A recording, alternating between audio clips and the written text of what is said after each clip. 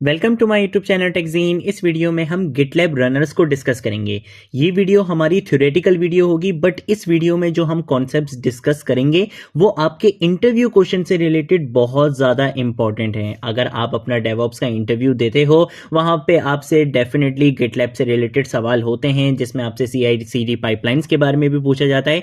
But GitLab का जो most important topic है, जो आपके इंटरव्यू क्वेश्चन से रिलेटेड भी बहुत ज़्यादा इंपॉर्टेंट है, वो है गिटलैब रनर्स के बारे में। आपको गिटलैब रनर्स की अच्छी नॉलेज होनी चाहिए। आपको पता होना चाहिए कि बेसिकली गिटलैब रनर्स क्या होते हैं, कितने टाइप्स के गिटलैब रनर्स होते हैं, कहां पर हमें किस सिचुएशन में किस टाइप के रनर की नीड होगी। इन सारे इंपॉर्टेंट कॉन्सेप्ट्स के बारे में आपको पता होना चाहिए, तभी आप क्या कर सकोगे, सही जगह पर सही रनर का यूज कर सकोगे। ठीक है, तो इसलिए ये बहुत ज्यादा इंपॉर्टेंट टॉपिक है, इसीलिए मैं इसके लिए यहां पे क्या कर रहा हूं, एक सेपरेट वीडियो बना रहा हूं। ठीक है, सबसे पहले तो हम डिस्कस करेंगे यार ये गिटलैब रनर्स बेसिकली होते क्या हैं।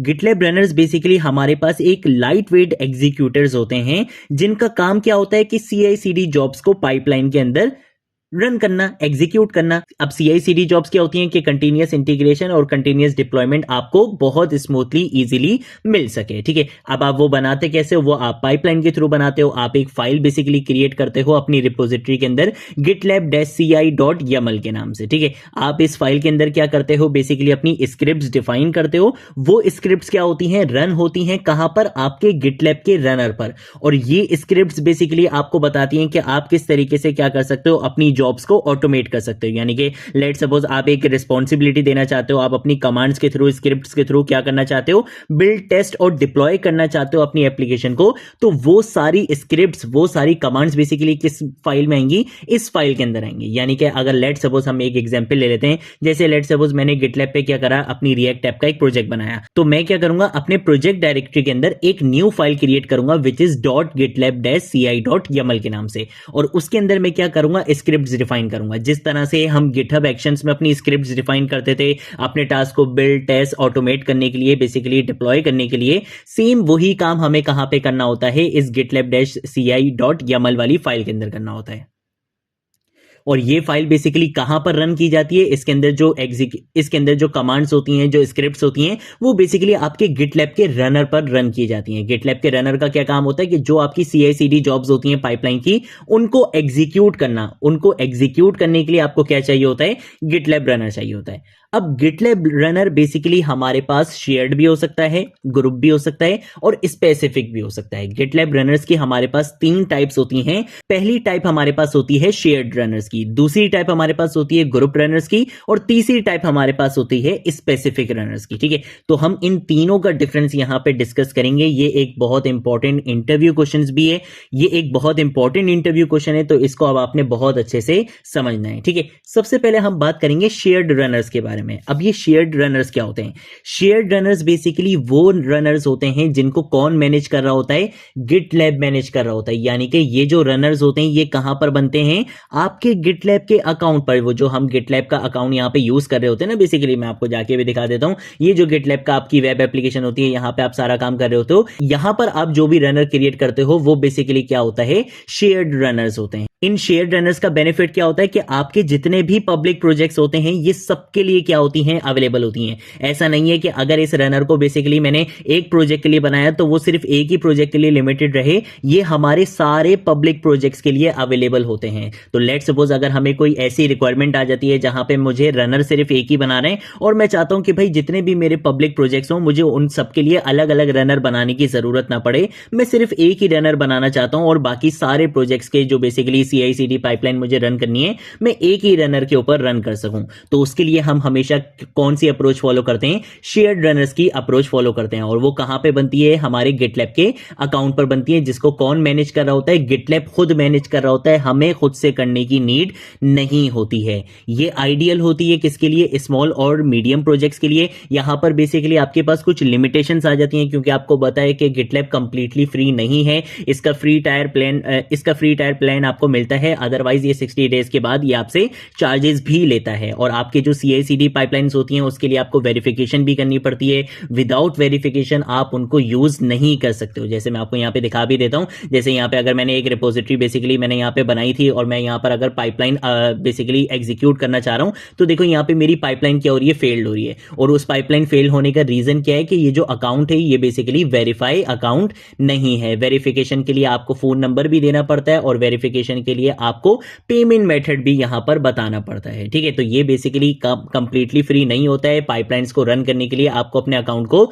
वेरीफाई करना पड़ता है। ठीक है, ये चार्जेस वैसे काटता नहीं है शुरू में, बट स्टिल ये आपसे वेरिफिकेशन मांगता है। ठीक है, तो एक हमारे पास एक ड्रॉबैक है बेसिकली इसका कि यहाँ पे आपको वेरिफिकेशन वगैरह करवानी पड़ती हैं। आपको अपने क्रेडिट कार्ड की इंफॉर्मेशन भी देनी पड़ती है कि जब तक आप फ्री टायर में हो तब तक तो चार्जेस आपके डिटेक्ट नहीं होते हैं, बट जब आपका फ्री टायर कंप्लीट हो जाता है तब इसके ऊपर चार्जेस भी अप्लाई होते हैं। ठीक है, तो ये बेसिकली क्या होते हैं, हमारे पास शेयर्ड रनर्स होते हैं जो स्मॉल और मीडियम प्रोजेक्ट्स के लिए बहुत अच्छे हैं। पब्लिक रिपोजिटरीज के लिए ये बेसिकली काम किए जाते हैं। यहां पर जो भी हम रनर बनाते हैं वो हमारी सारे पब्लिक प्रोजेक्ट्स के लिए अवेलेबल रहता है। ठीक है, जब भी इसका नाम क्या है, शेयर्ड रनर्स हैं। और इसको कौन मैनेज करता है, गिटलैब खुद मैनेज करता है। देन उसके बाद हमारे पास सेकंड टाइप आती है ग्रुप रनर्स की। अब ग्रुप रनर्स का काम होता है available for all projects in a specific group. हम यहां पे क्या करते हैं, जब भी हम प्रोजेक्ट्स बना रहे होते हैं, आपको बहुत अच्छे से पता है जब भी हम प्रोजेक्ट्स बनाते हैं तो वो एक ग्रुप के अंदर बनता है। सेम यही काम होता है कि अगर मैं एक ग्रुप के अंदर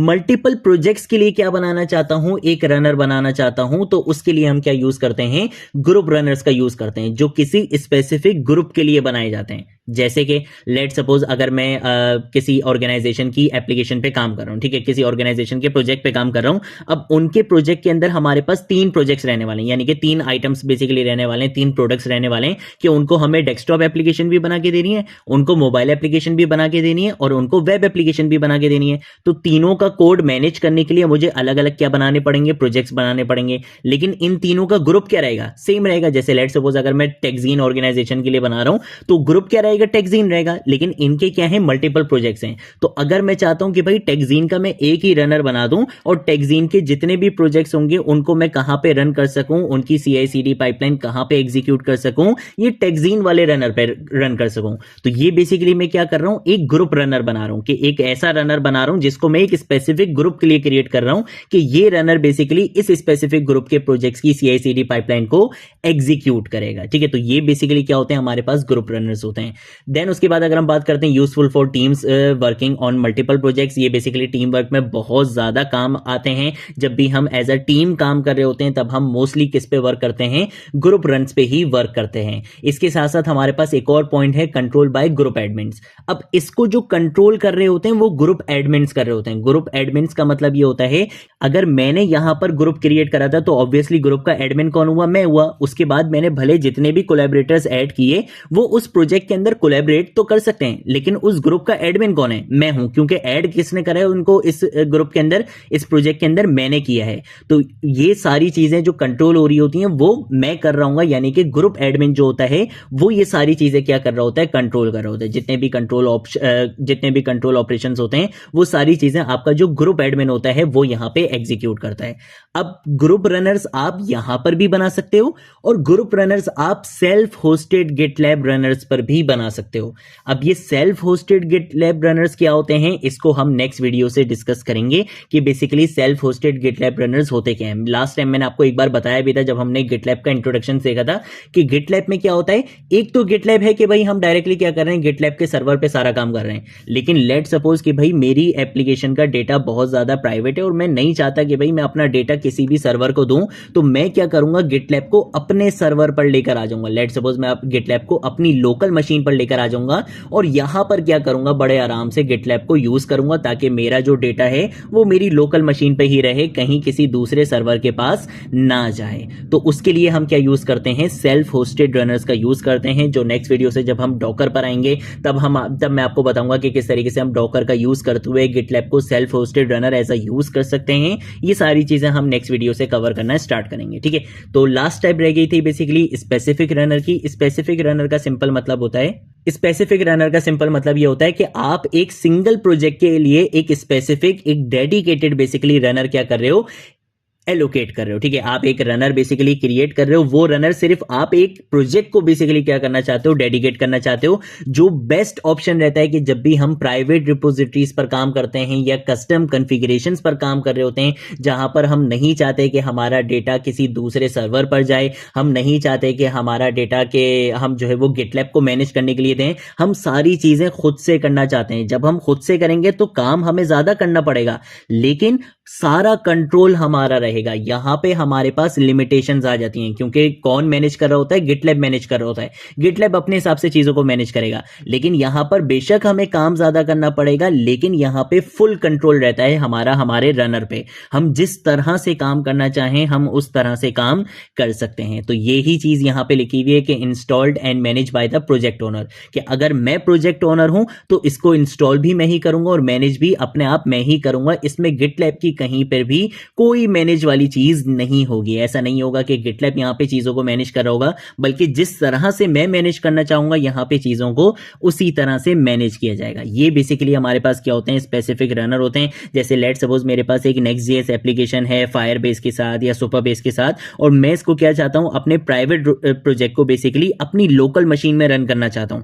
मैं किसी इसको क्लाउड सर्वर वगैरह की साइट पे नहीं लेकर जाना चाहता, मैं इसको अपनी लोकल मशीन पे या अपने सर्वर पे बेसिकली क्या करना चाहता हूं, रन करना चाहता हूं इसकी CI/CD पाइपलाइंस को।